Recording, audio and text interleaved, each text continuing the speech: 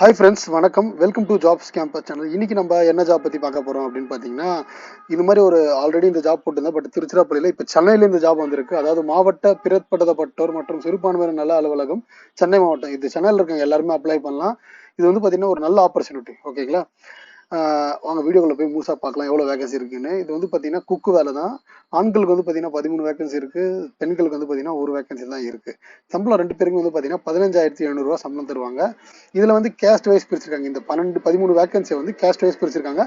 நீங்க எந்த கேட்டகரி வர்றதுன்னு நீங்க பாத்துக்கலாம். ஓகேங்களா? பெண்களுக்கு பார்த்தீங்கன்னா ஆதரவற்ற விதவை வந்து பார்த்தீங்கன்னா முன்னுரிமை முன்னுரிமை கொடுக்குறேன் அப்படின்னு சொல்லியிருக்காங்க. ஓகேங்களா? இது வந்து பார்த்தீங்கன்னா நீங்கள் அப்ளிகேஷன்ஸ் போட்டு உங்களை டேரெக்டாக இன்டர்வியூ வச்சு எடுப்பாங்க. ஓகேங்களா? தமிழ் எழுத படிக்க தெரிஞ்சிருந்தாலே போதும். தமிழ் வந்து எழுத படிக்க தெரிஞ்சிருந்தால் போதும். வேற எந்த குவாலிஃபிகேஷனே தேவையில்லை. உங்களுக்கு தமிழ் நார்மலாக படிக்க தெரியும் எனக்கு அப்படின்றவங்க தாராளமாக அப்ளை பண்ணலாம்.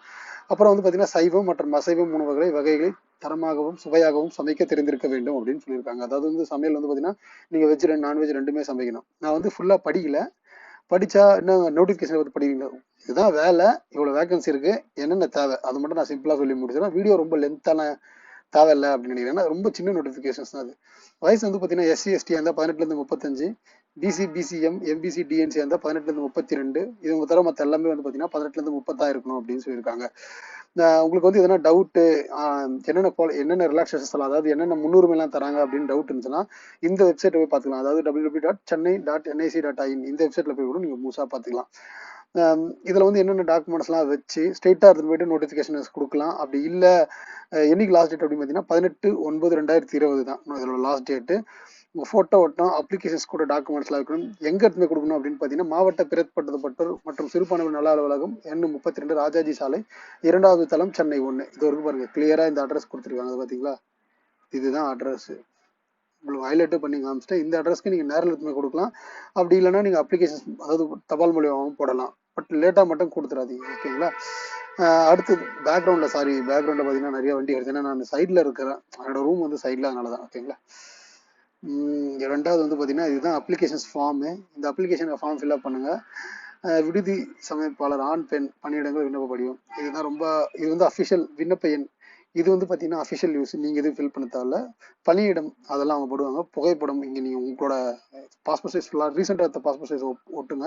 உங்களோட பேர் தமிழ் இங்கிலீஷில் எழுதிருங்க. பிறந்த தேதி, தந்தை பேர், கணவர் பெயர், கல்யாணம் ஆயிருந்தா, அதுக்கப்புறம் என்ன ஜென்டர், இனம், நீங்கள் எஸ்சியா எஸ்டியா அந்த மாதிரி. அதுக்கப்புறம் மதம், ஜாதி சான்றிதழ், எப்போ எடுத்தீங்க, என்ன டேட்டு, அந்த மாதிரி. அப்புறம் வந்து பார்த்தீங்கன்னா கல்வி தகுதி, அப்புறம் எம்ப்ளாய்மெண்ட் ஆஃபீஸில் பதிவு பண்ணிங்கன்னா அதோட டேட்டு. நீங்கள் எக்ஸ்பீரியன்ஸாக இருந்த எக்ஸ்பீரியன்ஸ் இன்னும் இல்லை, மற்ற எல்லாமே ஒன்று தான். அதுக்கப்புறம் வந்து பார்த்தீங்கன்னா நீங்கள் என்ன ரிலாக்ஸேஷன்ஸ் வேணும். இப்போ சில பேர் வந்து பார்த்தீங்கன்னா கலப்பு திருமணம் இருப்பாங்க, மாற்றுத்திறனாளியாக இருப்பாங்க. இவங்களாம் வந்து இதை ஃபில்அப் பண்ணிக்கிங்க. ஓகேங்களா? அதுக்கப்புறம் வந்து உங்க மேலே என்ன கேஸ் இருந்தால் கண்டிப்பாக கேஸ் இருந்தால் இருக்குன்னு எழுதுங்க, இல்லைனா இல்லைன்னு எழுதுங்க. இருந்துட்டு அப்புறம் நீங்கள் இல்லைன்னு எழுதிட்டு அதுக்கப்புறம் என்கொயரியில் மாட்டினீங்கன்னா கிடைச்ச லாஸ்ட் வரைக்கும் டெட் எண்ட் வரைக்கும் போயிடுங்க, இன்டர்வியூ வரைக்கும். அப்புறம் லாஸ்ட்டாக கேன்சல் ஆகிடும். Permanent temporary address, ration card, Aadhaar card எல்லாம் எழுதிட்டு இங்கே சிக்னேச்சரை போட்டு உங்களோட கல்வி சான்றிதழ் மற்றும் வயது, ஜாதி சான்றிதழ், முன்னுரிமை சான்றிதழ், ஆதார் அட்டை, குடும்ப அட்டை, வேலைவாய்ப்பு பதிவு, சமையல் பணியில் முன் அனுபவம் சான்றிதழ், இதெல்லாம் இந்த டாக்குமெண்ட்ஸ் கூட என்க்ளோஸ் பண்ணி நீங்கள் அப்ளிகேஷனை போட்டிங்க அப்படின்னா உங்களுக்கு கண்டிப்பாக ரிட்டர்ன் வரும். இது ஒரு நல்ல ஆப்பர்ச்சுனிட்டி. தயவுசெய்து அப்ளை பண்ணுங்கள். ரெண்டாவது வந்து இந்த வேலையை பற்றி என்ன டவுட் இருந்தாலும் நீங்கள் தயவுசெய்து கமெண்ட்ஸ் பாக்ஸில் கேட்கலாம். என்னோட மொபைல் நம்பரும் கொடுத்துருக்கேன், வாட்ஸ்அப் பண்ணுங்கள். ஓகேங்களா? இதோட ஒரு பெட்டரான ஜாப் வீடியோவில் நெக்ஸ்ட் வீடியோவில் மீட் பண்ணலாம்.